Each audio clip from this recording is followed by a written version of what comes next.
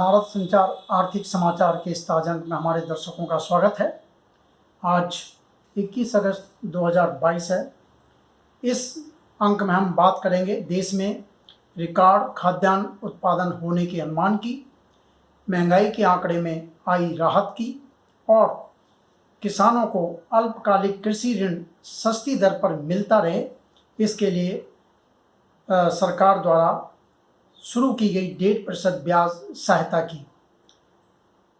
सबसे पहले हम जो देश की आर्थिक स्थिति है उसके ऊपर एक नज़र डालते हैं। पिछला सप्ताह देश की आर्थिक स्थिति के लिहाज से कुछ बेहतर रहा है।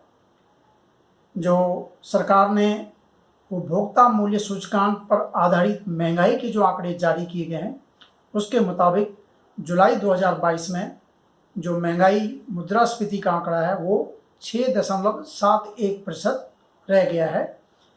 इससे पिछले महीने जून में ये 7.01% की ऊंचाई पर था और जुलाई में कम होकर 6.71% रह गया है।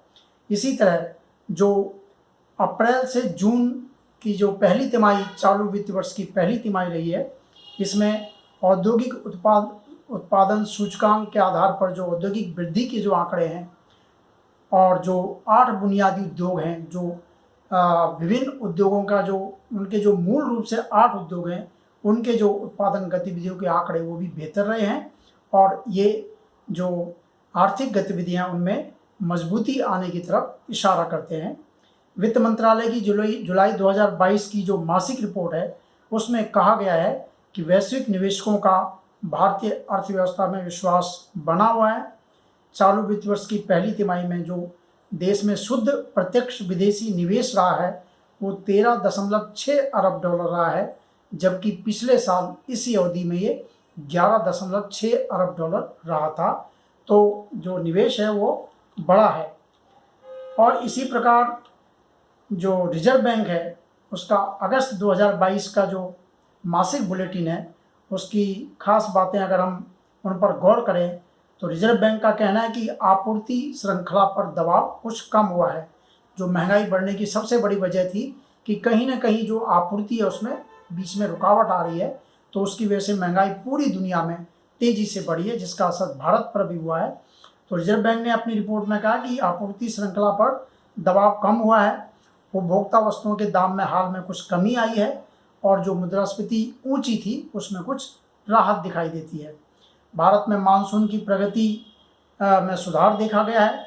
विनिर्माण क्षेत्र में यानी फैक्ट्री और कल कारखाने जो हैं उसमें गतिविधियां बढ़ी हैं। सेवाओं के क्षेत्र में तेजी आई है और आपूर्ति में सुधार आने के साथ जो है महंगाई का जो आंकड़ा है उसमें कुछ राहत दिखाई दी है। और जैसा कि हमने बताया कि जुलाई में जो उपभोक्ता मूल्य सूचकांक पर आधारित महंगाई का आंकड़ा है वो 7% से नीचे आकर 6.71% रह गया है।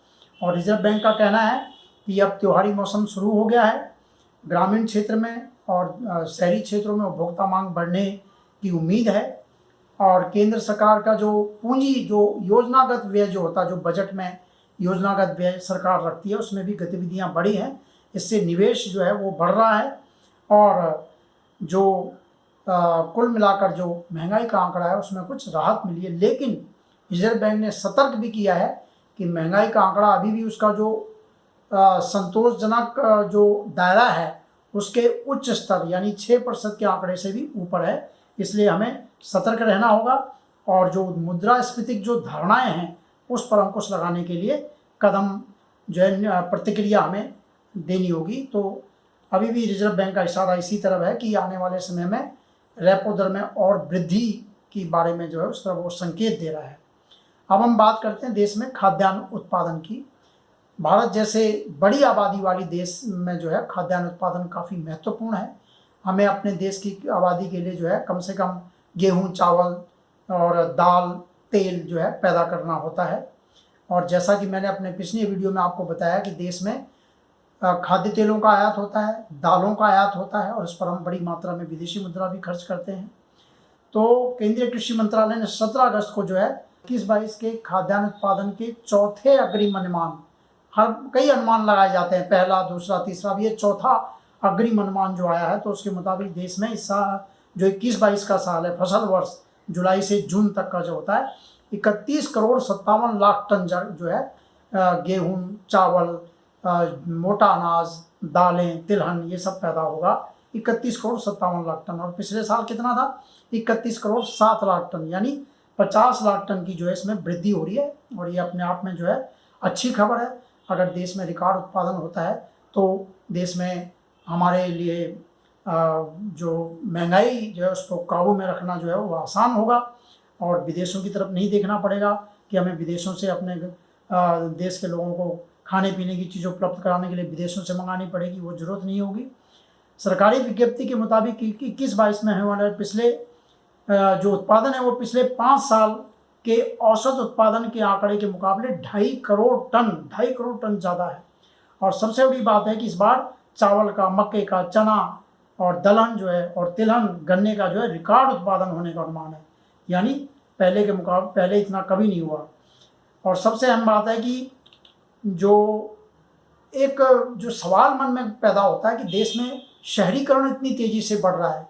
दिल्ली के 300-400 किलोमीटर के दायरे में कहीं भी आप निकल जाइए, आपको सड़कें बन रही हैं, पुल बन रहे हैं, बिल्डिंगें बन रही हैं, फैक्ट्री बन रही हैं, आवासीय जो सोसाइटियाँ हैं वो खड़ी हो रही हैं। तो ऐसा लगता है कि खेती कहाँ हो रही है? ये खेती जो पैदावार बढ़ रही है ये कहाँ हो रही है? गाँव में कई जगह जो है शहरीकरण बड़ी तेज़ी से बढ़ रहा है। जहाँ पहले खेती होती थी वहाँ शहर बन गए हैं।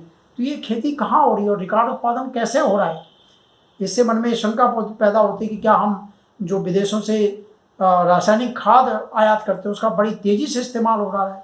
कम जगह पे बम्पर उत्पादन के लिए हम क्या बढ़ चढ़कर जो है उर्वरक का इस्तेमाल कर रहे हैं? तो ये एक सोचने की बात है। प्रधानमंत्री ने लाल किले से अपने भाषण में कहा कि हमें जो है प्राकृतिक खेती की तरफ वापस लौटना होगा। हमें जैविक खेती, जिसे ऑर्गेनिक खेती जो कहते हैं, जिसमें हम अपने पशुओं का खाद इस्तेमाल करते थे, उसकी तरफ लौटना होगा, ताकि हम विदेशों से जो है फर्टिलाइज़र का इंपोर्ट जो है उस पर दबाव कम हो, जिस पर बड़ी मात्रा में हम विदेशी मुद्रा खर्च करते हैं। हमें दालों का उत्पादन बढ़ाना होगा, हमें तेलों का उत्पादन बढ़ाना होगा, जिससे कि हम आयात पर अपनी निर्भरता कम कर सकें। तो ये जो खेत खलियान थे जो है वो अब शहरों में तब्दील हो रहे हैं। तो कहाँ ये रिकॉर्ड उत्पादन हो रहा है, इस पर भी एक शोध, ये भी एक शोध का विषय है। बहरहाल जो देश में खाद्यान्न उत्पादन का रिकॉर्ड उत्पादन हो रहा है, हमारे लिए खुशी की बात है। इस बार चावल का उत्पादन 12.43 करोड़ टन के पिछले साल के मुकाबले 13 करोड़ 3 लाख टन होने का अनुमान लगाया गया है। दलहन उत्पादन जो पिछले साल करीब 2.5 करोड़ रहा था, अब वो 2.25 करोड़ टन होने का अनुमान है। और इसी तरह तिलहन का उत्पादन 3.60 करोड़ टन जो पिछले साल हुआ था, अब इस साल जो है 3 करोड़ 77 लाख टन होने का अनुमान है। तो दलहन और तिलहन का उत्पादन जो बढ़ रहा है वो अच्छी खबर हमारे लिए है।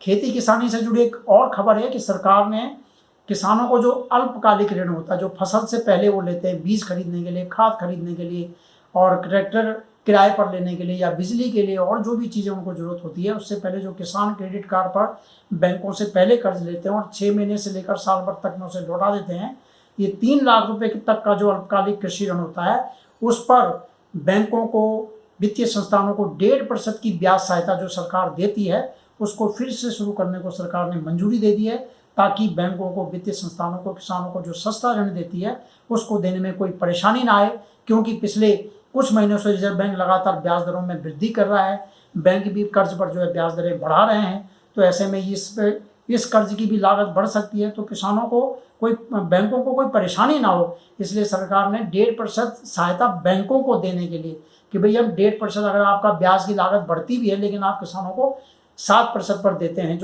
और जो किसान समय पर लौटाते हैं उनको 4% पर मिलता है। तो वो 4% या 7% पर देते रहें, उसके लिए हम आपको जो ब्याज सहायता वो देते रहेंगे, आपको कोई नुकसान नहीं होगा। तो ये बैंकों के लिए और किसानों के लिए एक अच्छी खबर है। और ये 1.5% के लिए सरकार ने जो है करीब 34,856 करोड़ रुपए का जो प्रोविज़न है वो भी उसको करना होगा। ये 2022-23 से 2024-25 तक के लिए ये रखा गया है।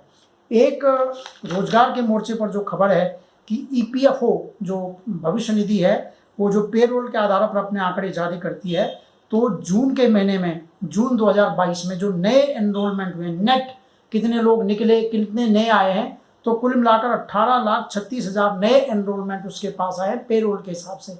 तो ये इशारा करता है कि कहीं ना कहीं रोजगार के अवसर भी बढ़ रहे हैं और अर्थव्यवस्था में कुल मिलाकर गतिविधियाँ बढ़ रही है।